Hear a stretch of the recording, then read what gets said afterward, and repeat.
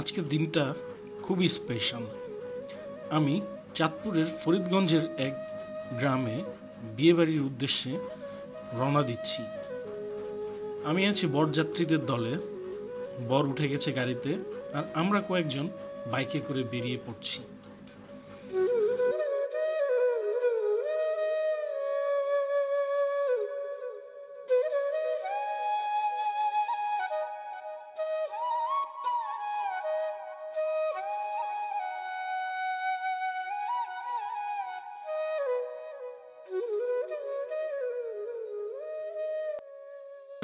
রাস্তাগুলো যেন আজ আরো বেশি সবুজ হয়ে উঠেছে। দুই পাশে ধান ক্ষেত, মাঝে সরু পিচ ঢালা রাস্তা, আর সেই রাস্তা ধরে আমরা এগিয়ে যাব কোনেবাড়ির দিকে।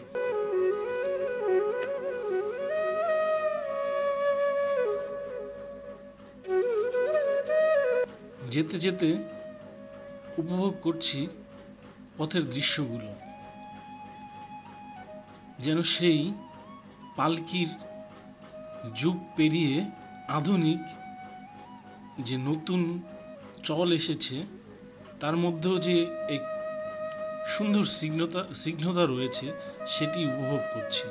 যেখানে আধুনিকতা সেই সাথে গ্রামের এক অদ্ভুত মায়া জড়ানো স্মৃতিগুলো নিয়ে আমরা এগিয়ে যাচ্ছি। হাওয়ার টানে গাছের ডালপালা নড়ে উঠছে, পাখির ডাক, বাইকের শব্দ, সবকিছু মিলে এক আলাদা অনুভূতি। পিছনে তাকিয়ে দেখি একটার পর একটা গাড়ি লাইনে চলছে। পুরো বরযাত্রীর বহর যেন একটা চলন্ত উৎসব।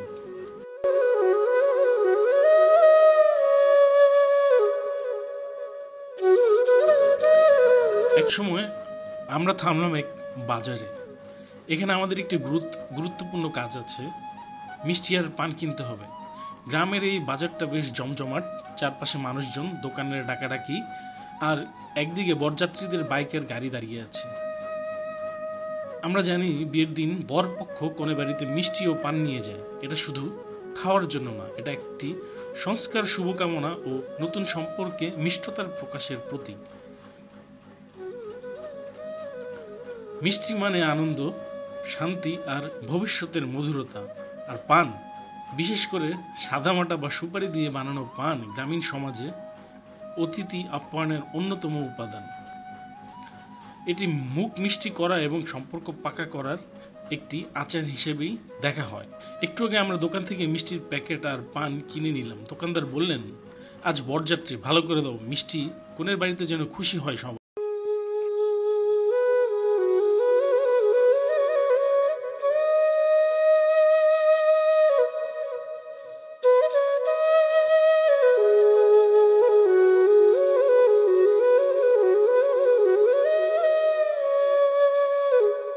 এই পথ দিয়ে যখন যাচ্ছি, হঠাৎ চোখে পড়ল পরিচিত একটি জায়গা। এখানে তো আমার নানার বাড়ি ছিল। অনেক বছর আগের কথা, যখন আমি ছোট ছিলাম। এই মাটির রাস্তাগুলো দিয়ে দৌড়িয়েছি, এখানকার খালপাড়ে মাছ ধরেছি, দুপুরবেলায় গাছের ছায়ায় বসে চিড়ে গুড় খেয়েছি। এই গাছটা, এটা তো সেই পুরনো জাম গাছ যেখান থেকে আমরা জাম পেড়ে খেতাম। আর ওই যে দূরে দালানটা দেখা যাচ্ছে, সেই রাস্তাটা ধরে আর একটু সামনে আগালেই আমার সেই নানা বাড়ির পথটাই দেখা যায়। ঘন জঙ্গল আর বিলের মাঝখানের পথটি ধরে আগালেই সেই বাড়িটি। আজ সেই সব জায়গা দিয়ে আবার যাচ্ছি, তবে এক ভিন্ন উদ্দেশ্যে, এক উৎসব মুখর পরিবেশে। শুধু পার্থক্য, এবার আমি অতিথি।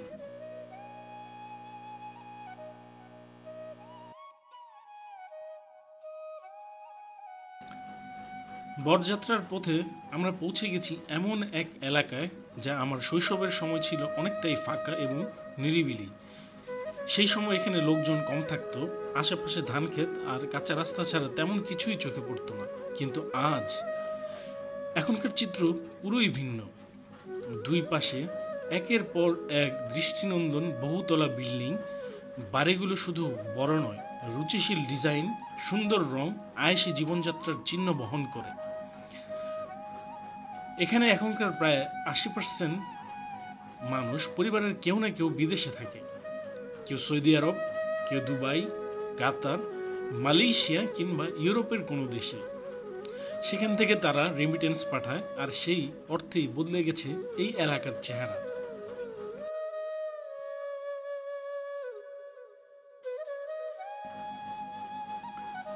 শুধু কি বাড়িঘরেরই পরিবর্তন হয়েছে? শিশুদের স্কুলে যাওয়ার হার বেড়েছে, ইন্টারনেট, টিভি, বাইক, কার এখন ঘরে ঘরেই।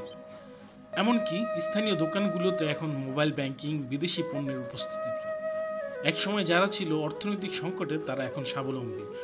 শুধু রেমিটেন্স, শুধু টাকা নয়, একটি প্রজন্মের ভবিষ্যৎ বদলে দেওয়ার চাবিকাঠি, সেটা আমি স্বচক্ষেই দেখছি।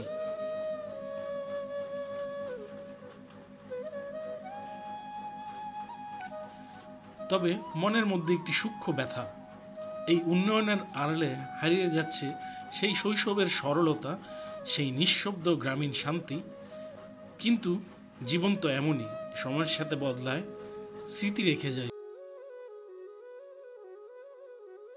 ধীরে ধীরে আমরা কোণে বাড়ির একদম কাছাকাছি এগিয়ে যাচ্ছি। রাস্তাটা একবারে নদীর পাড় ধরে এগিয়ে যাচ্ছে। এই নদীর নাম ডাকাতিয়া, যা মেঘনা ও ধনগদা নদীর একটি শাখা। নদীটা শান্ত, ধীরে বয়ে চলছে।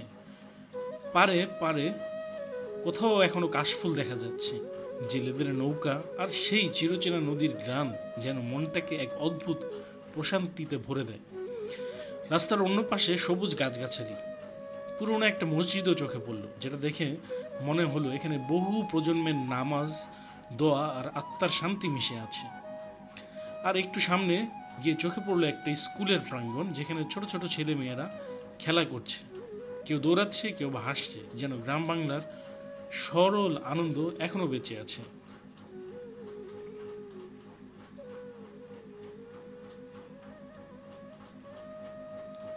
এই একটা মুহূর্ত যেন সময়কে থামিয়ে দিল। এক পাশে নদী, অন্য পাশে সবুজ, মাঝখানে রাস্তা ধরে আমরা এগিয়ে যাচ্ছি জীবনের আরেকটা নতুন আনন্দের দিকে।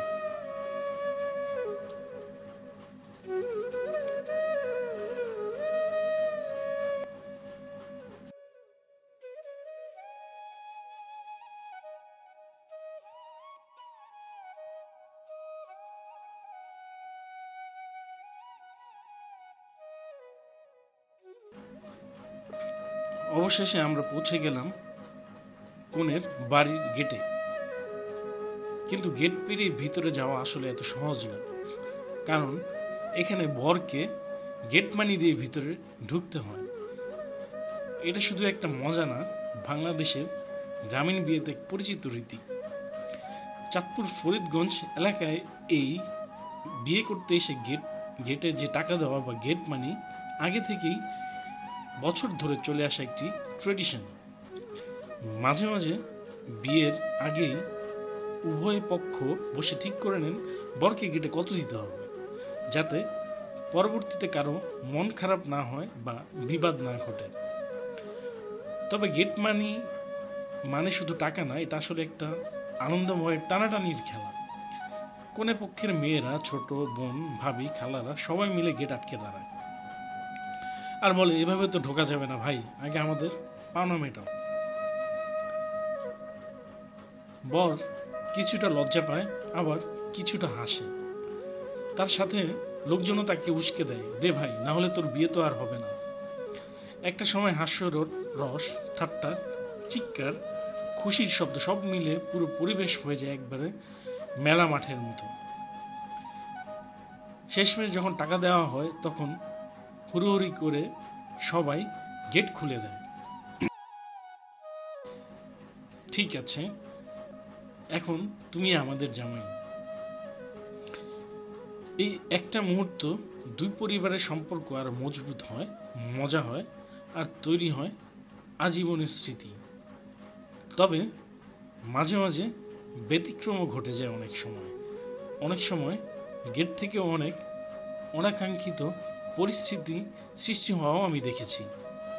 তবে আমাদের এই বিয়েটিতে আসলে তেমন পরিস্থিতি সৃষ্টি হওয়ার কোনো সম্ভাবনাই ছিল না। শেষমেশ বর যখন ফিতা কাটলো, করতালিতে ভেসে উঠল সবাই এবং বরকে যাওয়ার জন্য রাস্তাটা খুলে দিল। আমরাও একে একে লাইন ধরে কনের বাড়িতে প্রবেশ করছি। কনের বাড়িতে প্রবেশ করতে তাদের সেই ডেকোরেশনগুলো চোখে পড়ল। সেই সন্ধ্যার আলোয়, এই আলোয় হতে পারে কনের বাড়ি ঝলমল করে। ঢুকেই আমি তাদের খাবারের মেনু চেক করার জন্য চলে গেলাম। সালাদ দেখলাম, সাদা ভাত, ডেজার্ট হিসাবে দেখলাম দই, সেই সাথে প্লেটগুলোতে এক নজর চোখ বুলিয়ে দেখলাম রোস্ট, চিংড়ি, সেখানে খাসি, মিক্সড ভেজিটেবল, গরুর মাংস তো আছেই। রান্নার পথ দেখে দুজন পরিচিত মানুষও আমি দেখে ফেললাম, সেই জসিম বাবুর্চিকে। তিনিও আমাকে দেখে একটু হাসি দিলেন। এর মধ্যে এক পক্ষর খাওয়াও শুরু করে দিয়েছে। একদিকে বিয়ের প্রস্তুতি চলছে, আরেকদিকে অতিথিয়তাও চলছে। বরপক্ষের লোকজন বরকে নিয়ে বসে আছে, কেউ পাহারা দিচ্ছে, কেউ ছবি তুলছে। আমিও ব্যতিক্রম না, আমিও সেই ছবিও তুলে ফেললাম। ব্লগটি বেশি বড় হয়ে যাচ্ছে, তাই এখান থেকেই বিদায় নিলাম। ভালো লাগলে অবশ্যই লাইক দিবেন।